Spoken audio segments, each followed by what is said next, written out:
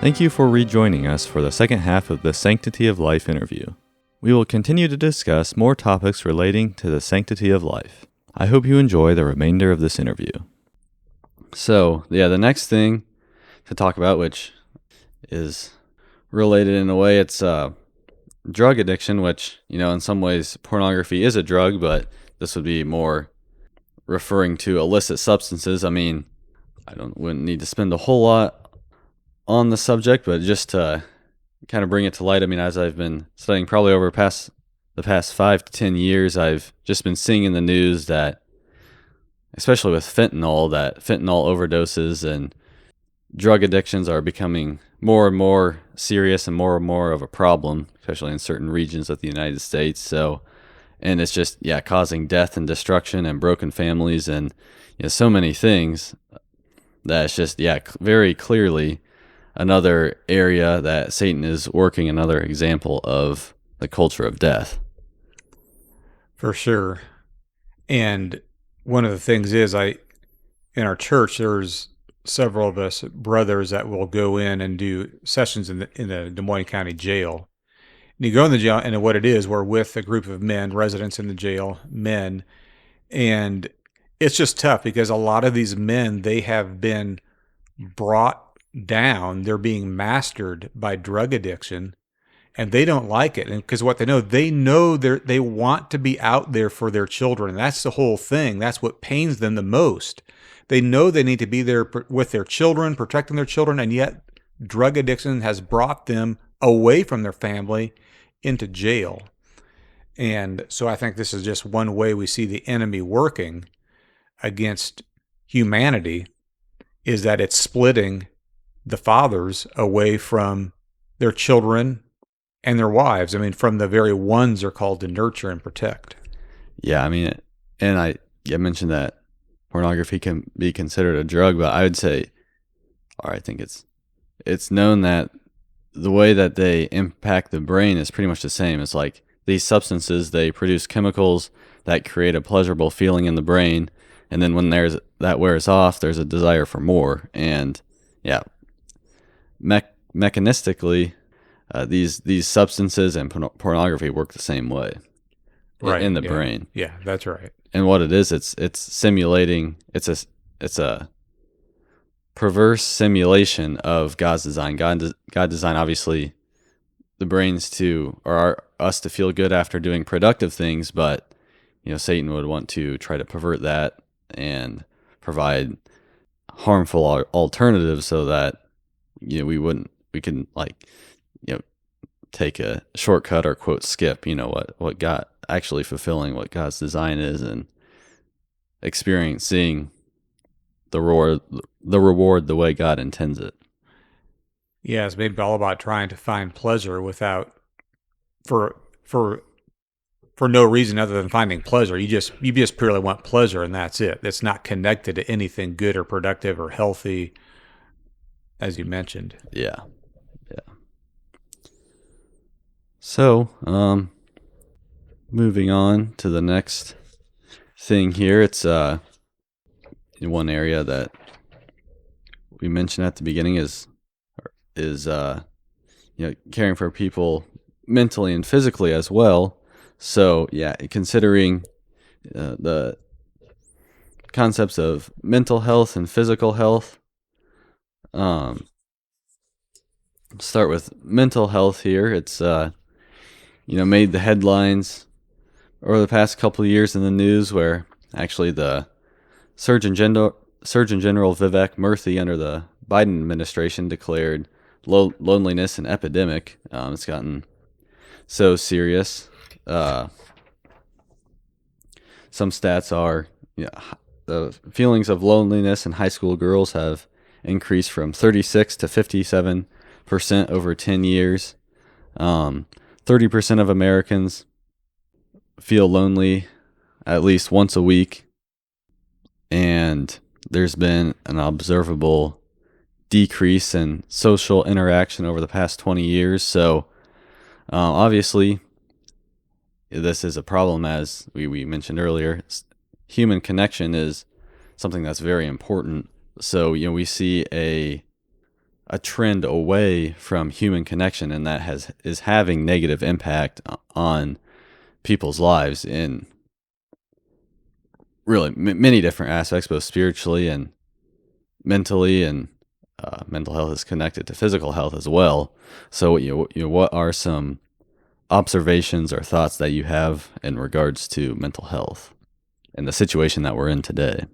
Well, kind of connecting it to loneliness and so forth, it is very interesting because we think about social media, and what we're finding, and more people are starting to bring this out just in a number of different ways, that increased usage of social media is really not leading to genuine connection. And I think that what we're finding is there's really no substitute for human connection when you're actually with the person, when you're in a spot where you can see them, see their emotion, just all these different senses of sight, smell, just when our senses are involved. And so I do think that is one thing we can think about too, is what can we do to increase the amount of time that we are actually can engage with others physically, whether that be in a group setting or just going out with a friend one-on-one.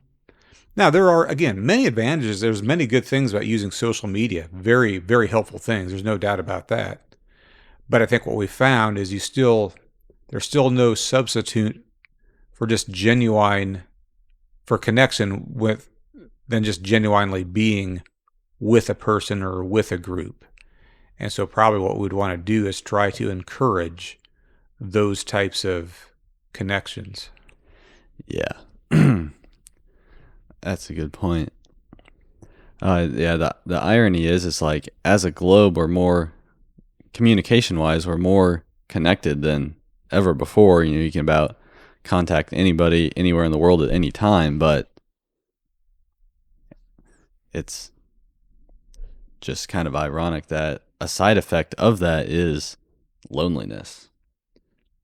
It is ironic, but it is definitely what is being found out today, is that loneliness is definitely becoming a byproduct of increased usage of social media. Yeah. So, yeah, and like you were mentioning, like a solution to this would be to like focusing on putting effort into, actually genuine human connection. Practically speaking, whether it's like community or church or work or, pretty much any opportunity or anywhere you're at, there's plenty of opportunities to connect with the people around you. For sure. And if nothing else, you can be engaged in your community. There's probably small business owners in your community. There's probably just a number of different things, just getting out and about. Even saying hi to someone and smiling at them, even just smiling at someone and a kind word goes a very, very long ways in peeling back feelings of loneliness. And so I think there really are a lot of opportunities for us to engage in human connection. Yeah. Yeah. Like what you said there, you mentioned earlier that people desire to be heard and they want to feel relevant. So even just like you're saying, a little bit of effort in this area can go a long ways. I think so. I think there's a lot of people just starved for someone to say a kind word to them or even a smile, because we're focused. It's tough. I mean, a lot of times you go look in a store or at the checkout line and we're all looking down. A lot of times we're looking at our phones, and I'm as guilty as everyone else. Yeah. Unfortunately, I mean, I'm a hypocrite here, but I do think that we all as a society, I think we probably are just starved for someone just to give us a nice smile and say a kind word. So if we do that, it's becoming so rare that it probably would really make a difference in someone's life. Yeah. And it can pretty much basically go without mentioning on, how much Satan can work with different lies when people are, in a state of loneliness or isolation. Right. Yeah. Yeah. So, we can shift gears more towards physical health here. Just some statistics that I found. They're, I don't know, to me, pretty staggering. These numbers are 42% of people in the United States are obese, 9% are severely obese. Globally, adult obesity has doubled since 1990. Adolescent obesity has quadrupled. Research shows that 77% of young Americans are unfit for military service. 60% of Americans have a chronic disease. 40% of Americans have 2 or more chronic diseases. And there was $4.1 trillion spent in health expenditures, and 90% of that was for chronic disease in the U.S. And an estimated 50% of children have a chronic disease, which it used to be just 10% in 1960. So obviously, I mean, to me, something is wrong here. There's some aspect of our lifestyle that is causing these harmful side effects, and when it relates to physical health, which you think of exercise or diet or sedentary lifestyle. I mean, number of different factors here. So yeah, I mean, to me, I just included this topic because it's this is an example of how the something that is the opposite of flourishing. Yeah, definitely. I think we just kind of think about this. Definitely pretty big topic. Yeah. But as we think to ourselves, I'm made in the likeness and image of God, and God is healthy and he's whole in many ways. So really, we want our physical, and we know, of course, we're reading the Bible too about our bodies being the temple of the Holy Ghost. We want to carry about our bodies, treat our bodies in a way so that we can engage in a healthy manner to be and so anyway, maybe with that mindset, with that goal, that conviction, that can help us personally to kind of navigate through the different lifestyle traps that we're all subject to. There's no doubt about it. Yeah. And really, it's like each individual's health is unique. So, one kind of health approach that one person can take would be different than the next person. So it's not like there's just a one size fits all solution here. But like I said, it's just being mindful of the decisions that you're making in this area, because down the road it could have negative consequences for both you and the people around you. Right. Yeah. We want to be our best in being the influence God wants us to be. We want to be in a position of influence, and the healthier we are, bodily, the more better position we're in to be healthy spiritually and to engage. Yeah, I think I just see another just pattern or mark of Satan here, where it's like lifestyle decisions or different choices that we make that seem normal to us are actually, having harmful effects on our well-being. I just thinking just kind of the foods that we eat. I mean, it's pretty objective that it's like what's considered the normal American diet. It's high in ultra processed foods and carbs and stuff like that. That's just not historically. It's not an ideal diet, or really one that nourishes the body.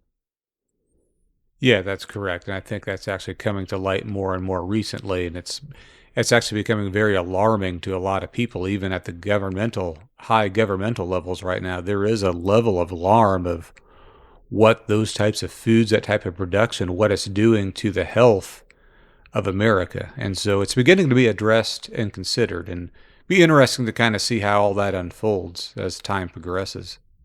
Yeah, I mean, there's been a lot of advances over the past couple centuries that we can think of, whether it's in sanitation or medicine, and that's increased the estimated lifespan really around the globe. But I think some people are concerned now. It's like that might start to kind of reverse itself based off of this data that we're seeing today, if things continue along the trends that they are.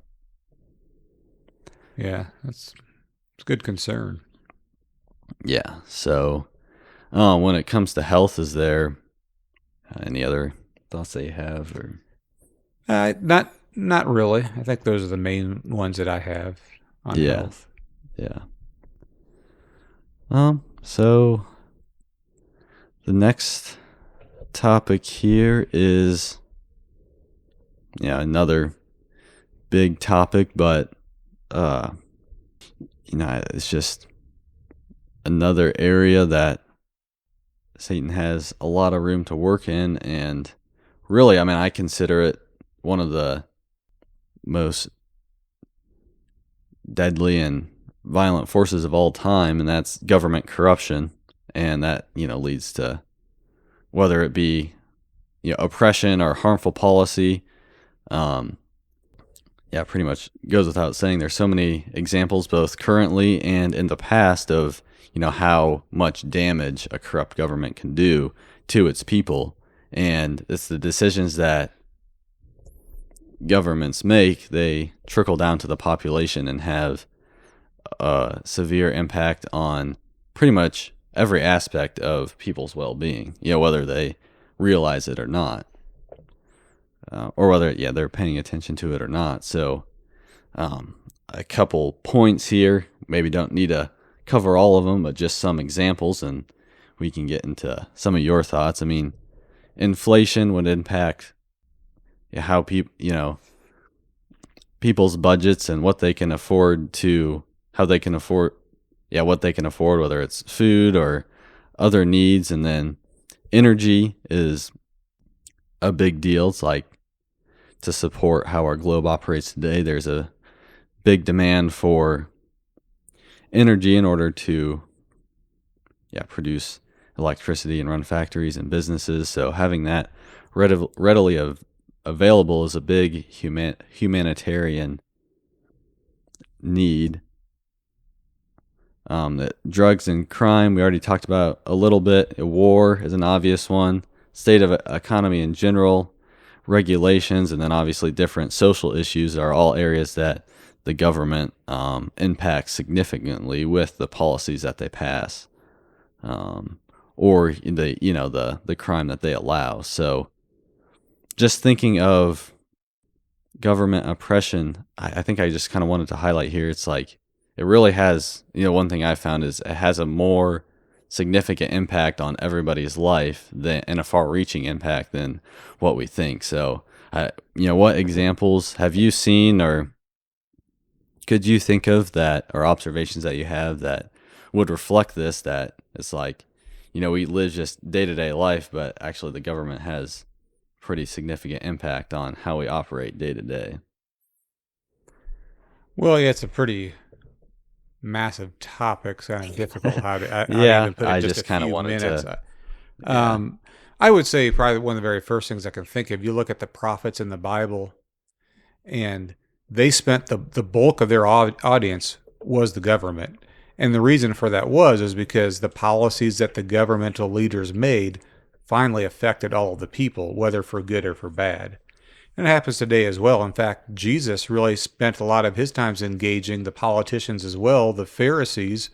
Many of them were part of the Sanhedrin, which was the legal governing body of Judah. The Romans had given the Sanhedrin a lot of authority, and so when Jesus was speaking with the Pharisees, he was engaging they were the policymakers, they were the lawmakers, and what they were doing, the way they were putting forth their policy, it was harming people.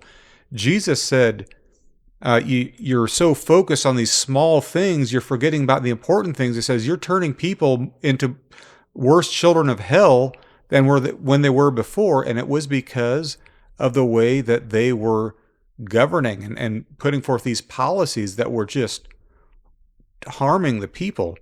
And so again, long story short is, just as you said, is policies that come forth from the government will affect the entire nation, whether for good or bad.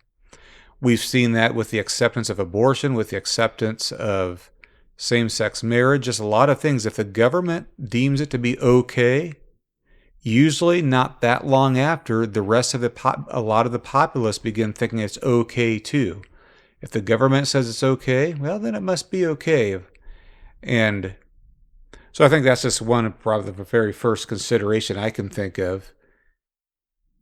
And again, we could go a lot of different ways with this, but that's kind of what comes to my mind right now.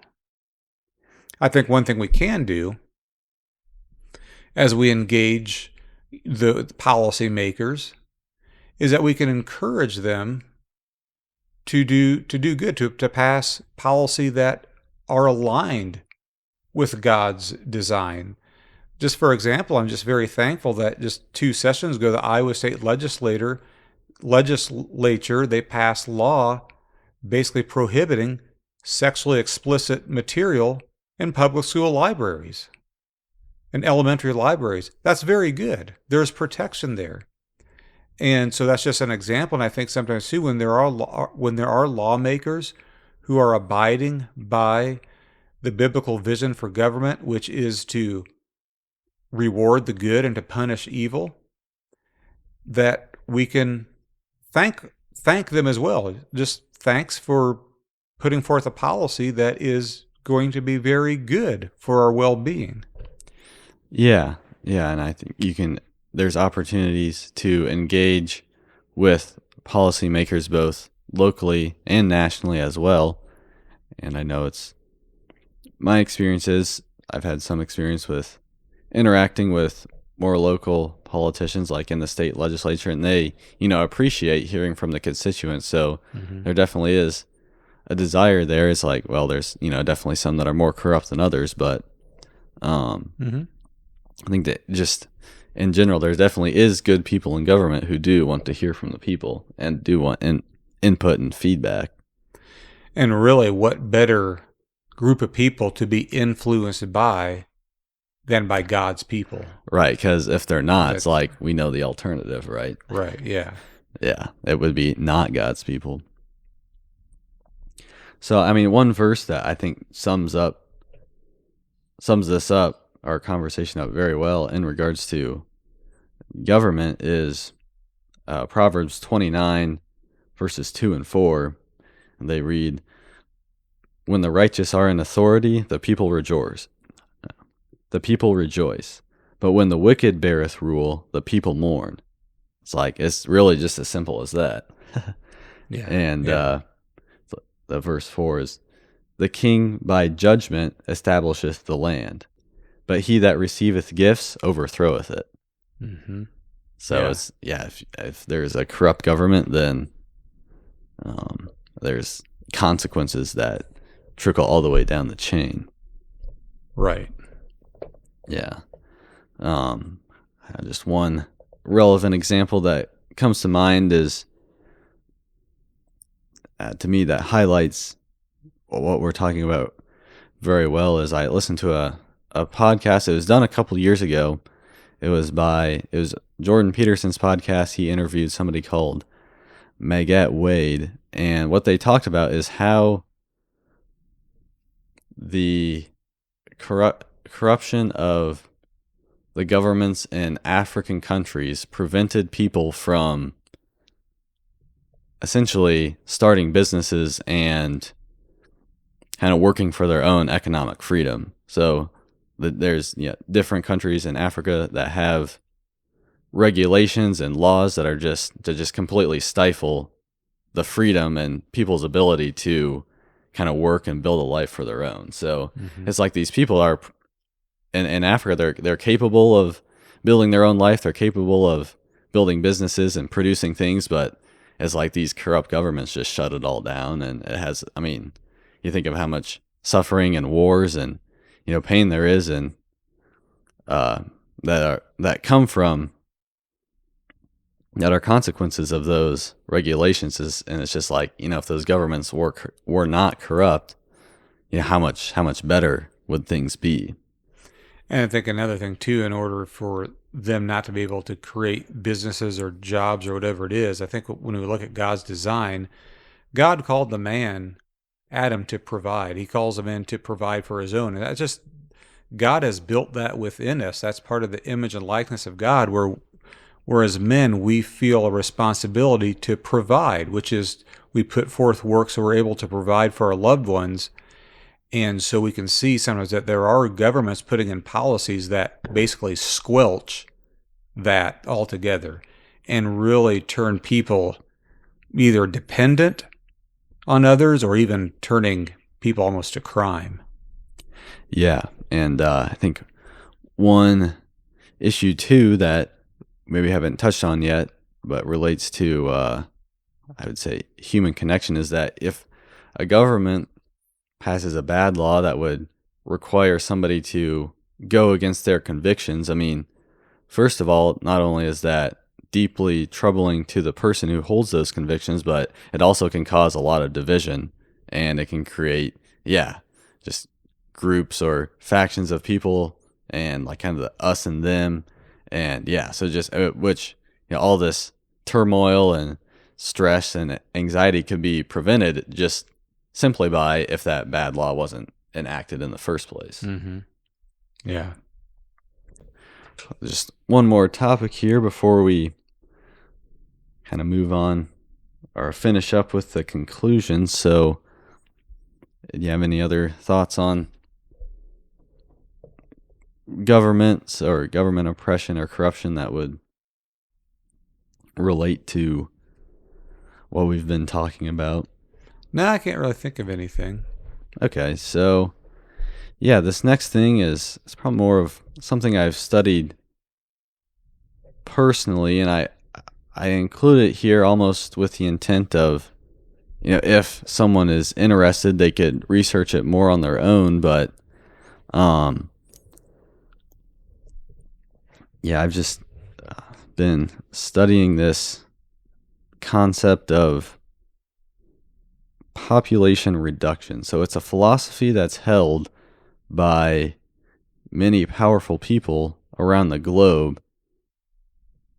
I mean, for many decades and centuries almost. So it's the idea that there are too many people on the planet, so we need to slow the growth of population. And I guess that I think you can see the contrast there between slowing the growth of population versus being fruitful and multiplying.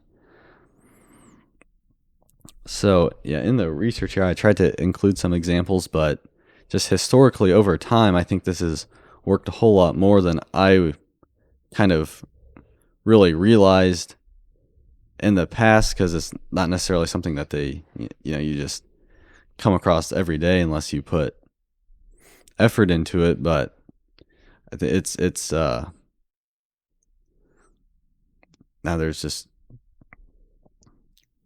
different resources on the internet that talk about different organizations in the past, like Planned Parenthood, the Ford Foundation, the Rockefeller Foundation, the United Nations, the WEF, all trying to institute global programs of, they call it family planning, but it's essentially trying to reduce the amount of children that people have, whether it's, even it's gone as far as forced sterilization in some countries. So, whether in other ways it's been like contraception or abortion as well. So, yeah, there's just kind of this philosophy that's out there. I would, consider it like in the high places of there are too many humans on the planet and we need to take things into our hand in order to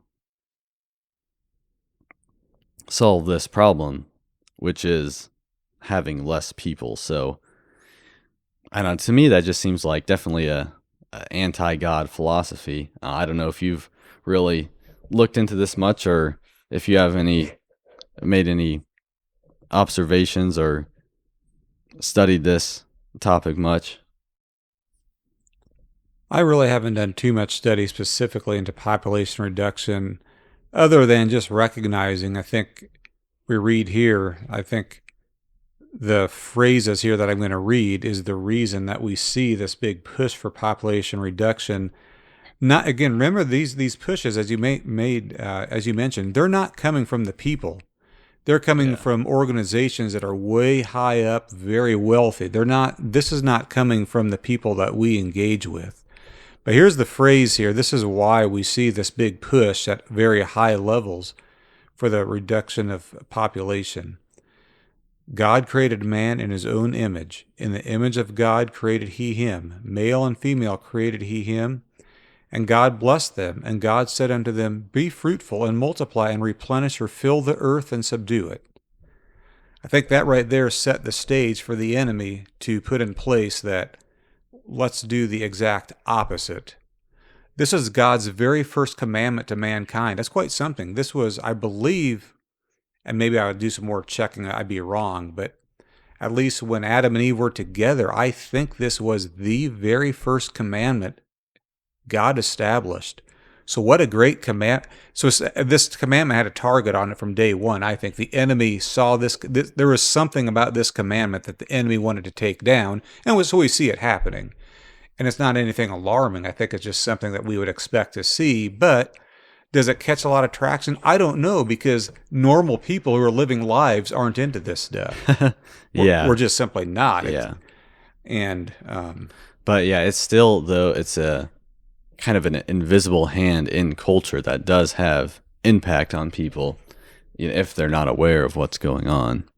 And now there's cultures that they're recognizing that it's too late. The Chinese, they recognize that their one child only policy is going to lead to the almost the elimination of China. I think Japan is now in panic. I think even I start seeing it in the United States of America, the rate of reproduction is way down. So there's actually even concern coming to the surface here at even these country levels. So that'll be interesting to see how all that plays out. Yeah, in the United States specifically, it's there's the generation known as the baby boomers. It was a large boom in the population, and that generation is now starting to become of the age where they're aging out of the workforce and going towards their later years of life. But the problem is, it's like they didn't have the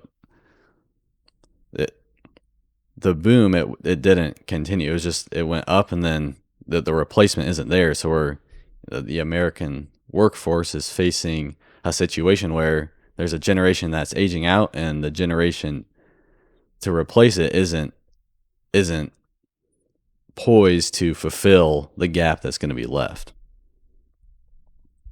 Right. Yeah, that was just kind of more of a local observation. So, we talked about, you mentioned like not being concerned about these kind of things happening and people conspiring to rebel against God. I mean, the verse that came to mind for me right now is Psalm 2, verse 2. It reads, "The kings of the earth set themselves, and the rulers take counsel together against the Lord and against his anointed." So here's like, even in David's time, he observed kings and rulers conspiring together and taking counsel together in order to go against the Lord, essentially. And I look at all these powerful men and organizations, a lot of wealth and money and influence in government, how they're coming together to kind of form and rally around this anti-God philosophy. And it's just something that's always been and always will be, and it's sad to see. And I think we can have definitely impact in combating against it. So it's not like it's hopeless, but it's like, I don't think things are really any different today. And that's just kind of the way it is. I can sound kind of out there and as a conspiracy, but I mean, it actually is a conspiracy. And I mean, I think that there's enough information out there to show that this is something that does exist. Right. Yeah, I think you can kind of see things that have been happening, and you kind of start connecting the dots. And But again, none of it is necessarily surprising, because it doesn't surprise anyone that there are those in high levels of power who are going to be working against God's design. It's always been that way. The spirit of Babylon, we've seen that from recorded biblical history. It just simply is. And another thing too is, and it's maybe just a little bit of a different thread, but it's very related, climate change. And Yeah. when we said that the first commandment was to be fruitful and multiply and replenish the earth in verse 28, the second commandment then, it says, and subdue it, and have dominion over the fish of the sea, and over the fowl there, and over every living thing that moves upon the earth. So there is also a commandment to subdue and to have dominion over the earth. And the word, if you look up the Hebrew word for dominion, it means to rule over, to rule and to reign. So God said to humans, you need to be the rulers over earth, over the animals. And also in verse 29, it says, God said, I've given you, Adam and Eve, I've given you humans, every herb bearing seed that is upon the face of all the earth, and every tree which shall be to you for meat. And I've also given you, in verse 30, every beast of the earth, every fowl of the air, everything that creeps upon the earth. I've given every green herb for meat, and it was so. At that time it was they ate plants. But again, we see this concept, this design of God, is where humans were called to have the dominion or to reign over. And I think what we can see here, where it's tricky, is we see in this that we want to be very good stewards of God's creation. We want to protect the environment. It's very important that we do that. There's a lot of things that we can do to protect, be good stewards of God's creation. But where it can start very subtly kind of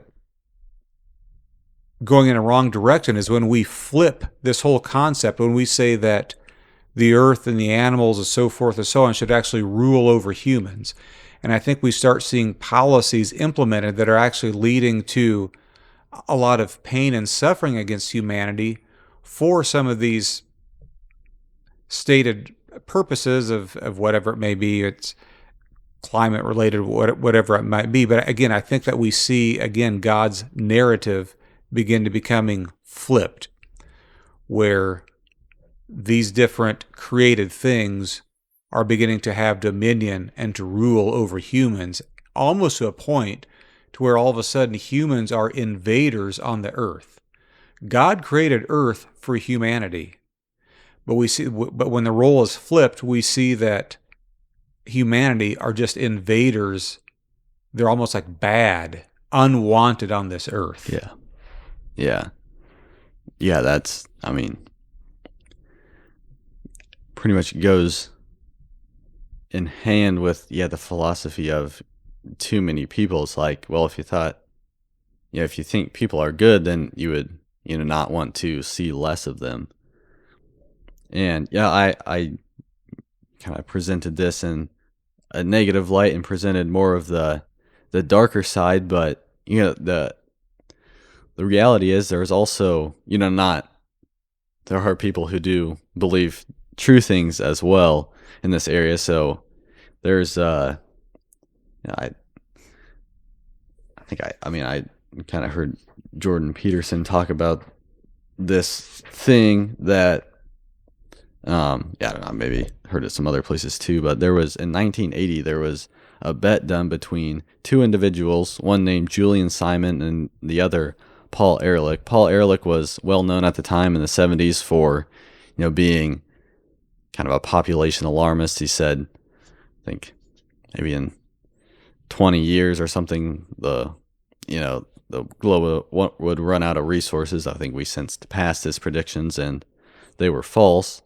And then Julian Simon, he believed that actually the more people there were on the planet, the more abundance there would be of resources because of human ingenuity and their ability to produce. So what they did in 1980, they made a bet of, it was like 5 different natural resources, and the bet was, if they became less or if they became more scarce over time, Paul Ehrlich would win, but if they became more abundant or remained the same, Julian Simon would win, and they used the market price as the metric for this, and it actually ended up Julian Simon winning. His predictions were correct that, the more people there were, the more abundant resources became. So it's like, still, as there's more people, obviously, it's like we can't just destroy things while we're here. There needs to be good stewardship, but this hypothesis that the globe is becoming overpopulated, up to this point, has been consistently disproven. But it still holds a lot of power. So, yeah, it's just kind of the situation we're in. And like I said, there's a lot of people who are contributing positively in this area, both Christian and not Christian. But, yeah, so there is. It's not like this is void of hope and we're all doomed. No, not at all. Yeah. No, It's just, no, like I said, I was just bringing these things up to be informative. And, I also like to provide resources. So if people are interested, they can do, their own research as well, not just take our word for it. Or, it's not like I'm making this stuff up, or I don't intend to be making things up. And my goal is obviously to say true things.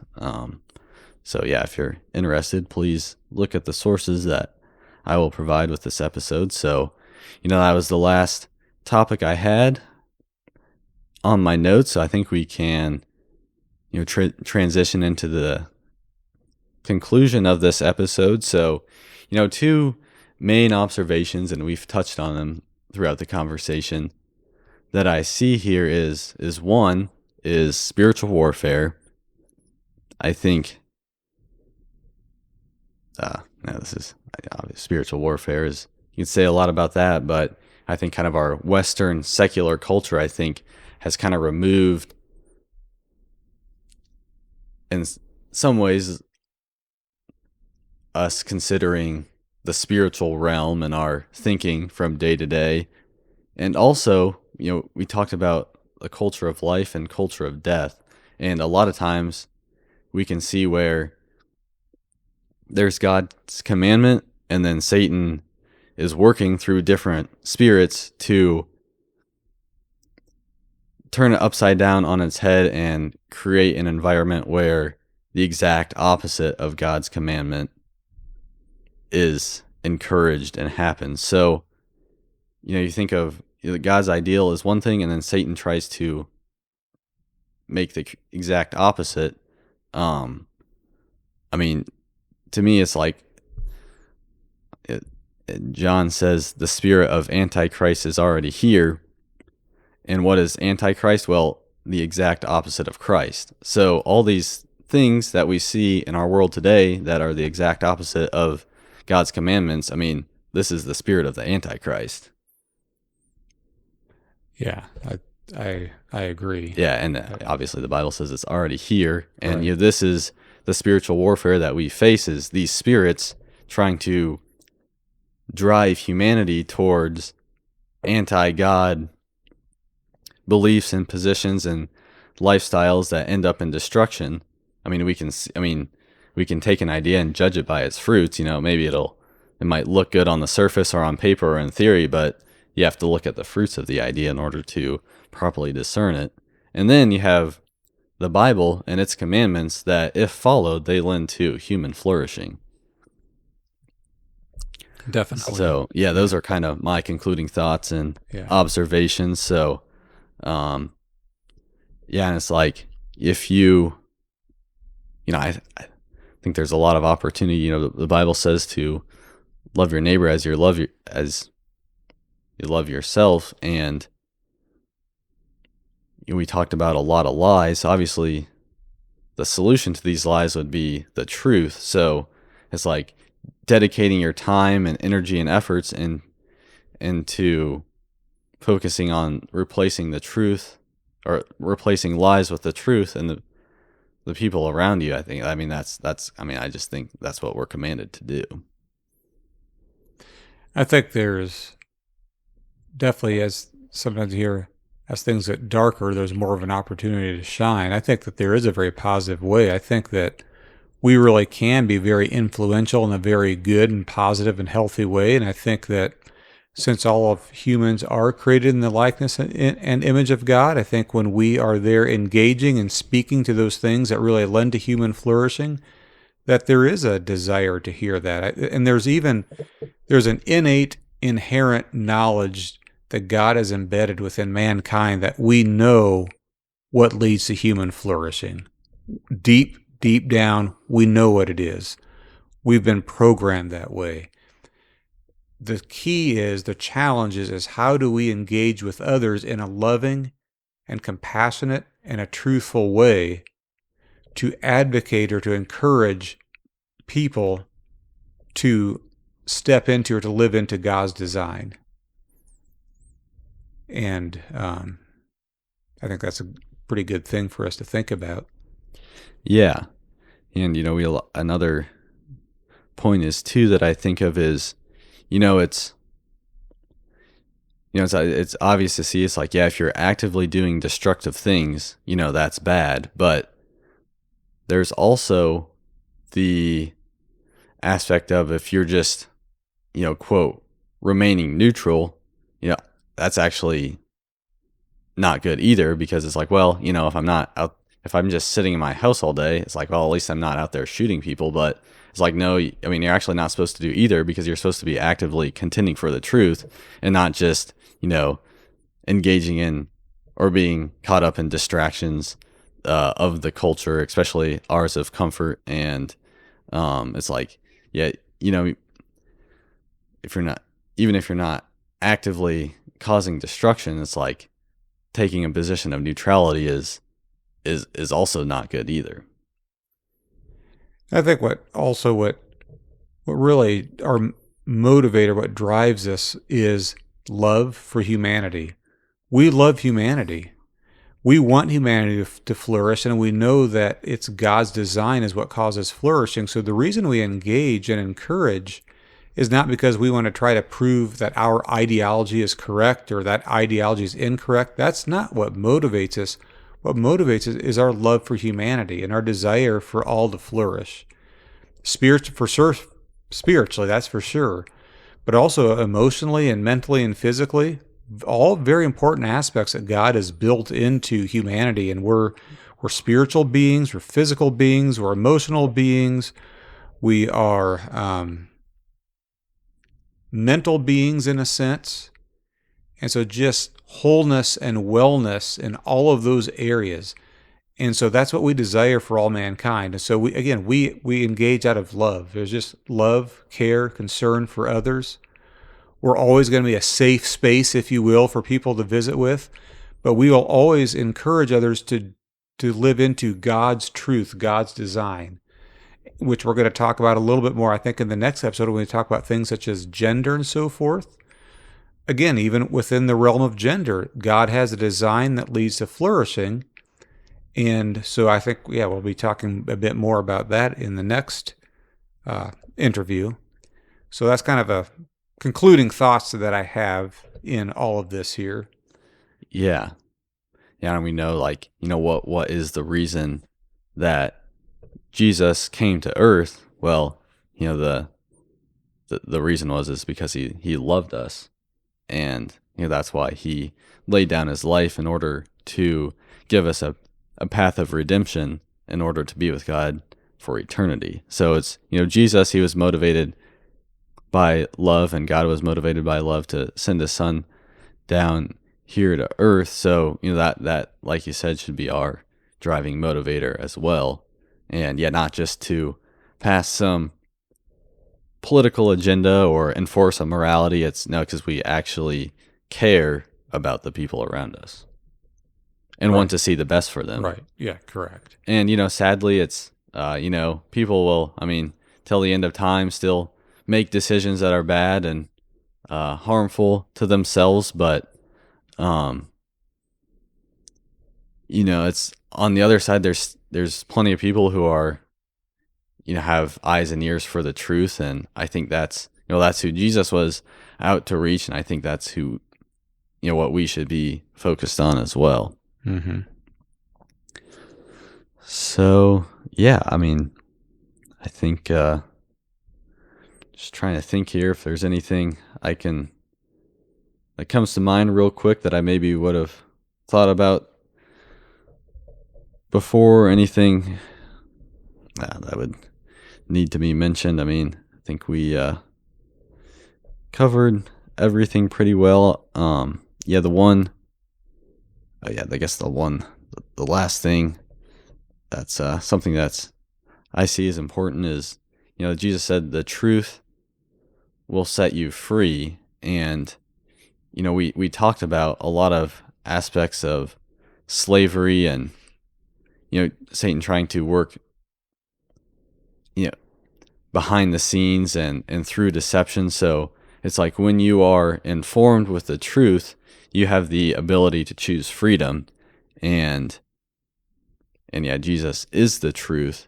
So I think just the idea of just being informed of what's going on around you not only helps you choose freedom, but helps you show the way of freedom to others as well. So I think it's important to, just be aware of your surroundings and like I said, the spiritual warfare that's going on in your culture, in your time. And obviously that takes time and effort into, to actually discover what the reality of the situation is. But, God says he will give us wisdom liberally. So it's like if we have genuine faith and trust in God, I think he will show us the path of wisdom. I mean, there's so many verses in the Bible about that. It's like, it says it so many times, it has to be true. So I'd say it definitely is possible to learn the truth and then act on it in order to be free. Yeah. Yep. So I would say, well, that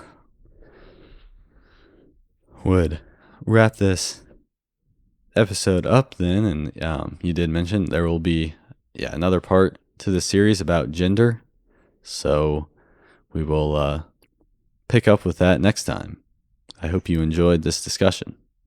Yeah, thanks a lot for having me on. It was a very good discussion, a lot of interest in it. I also thankful for the listeners as well, and thankful for all the value and the input that our listeners can add to these discussions as well. And thankful I had this opportunity here. Yep. Thanks for coming on. We'll see you next time.